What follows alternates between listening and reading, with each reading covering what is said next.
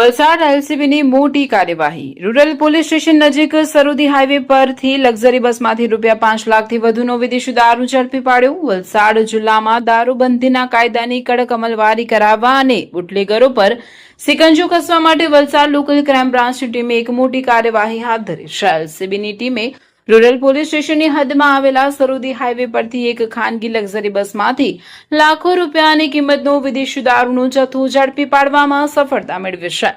મળતી માહિતી મુજબ વલસાડ એલસીબીની ટીમ જ્યારે રૂરલ પોલીસ સ્ટેશનના વિસ્તારમાં પેટ્રોલિંગ પર હતી ત્યારે સરોદી નેશનલ હાઈવે પર એક શંકાસ્પદ ખાનગી લક્ઝરી બસને અટકાવવાનો પ્રયાસ કરવામાં આવ્યો હતો. જો કે બસના ચાલકે સામે પોલીસને ઉભેલી જોઈને ગભરાઈ જઈને પોતાની બસ રસ્તાની વચ્ચે જ મૂકી દીધી હતી અને બસ મૂકીને ત્યાંથી નાસે છૂટવામાં સફળ રહ્યો હતો. પોલીસને બસ બિનવારસી હાલતમાં મળી આવતા તેની સઘન તલાશ લીધી હતી. બસની અંદર છુપાવેલો ભારતીય બનાવટનો વિદેશી દારૂ અને બિયરનો મોટો જથ્થો મળી આવ્યો હતો. પોલીસે બસમાંથી અંદાજે 5 લાખથી વધુની કિંમતનો વિદેશી દારૂનો જથ્થો અને અન્ય મુદ્દામાલ કબજે કર્યો છે. હાલમાં વલસાડ એલસીબીની ટીમે ફરાર થઈ ગયેલા અજાણ્યા બસ ચાલક વિરુદ્ધ ગુનો નોંધીને તેને પકડવા માટે આગળની કાયદેસરની કાર્યવાહી હાથ ધરી છે.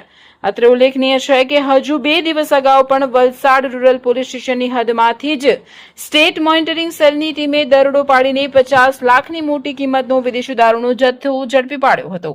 રૂરલ પોલીસના જ વિસ્તારમાંથી વારંવાર લાખો રૂપિયાના દારૂની હેરાફેરી થતી હોવાની ઘટનાઓ સામે આવતા હવે સ્થાનિક રૂરલ પોલીસના પેટ્રોલિંગ અને તેમની કામગીરી સામે ગંભીર સવાલો ઉઠી રહ્યા છે. અમારી લાઈવ ન્યૂઝ 24 ચેનલને સબસ્ક્રાઇબ કરો. બેલ આઇકોન દબાવો જેથી આવનાર ન્યૂઝ અપડેટ્સની નોટિફિકેશન આપ સુધી સૌથી પહેલા પહોંચે.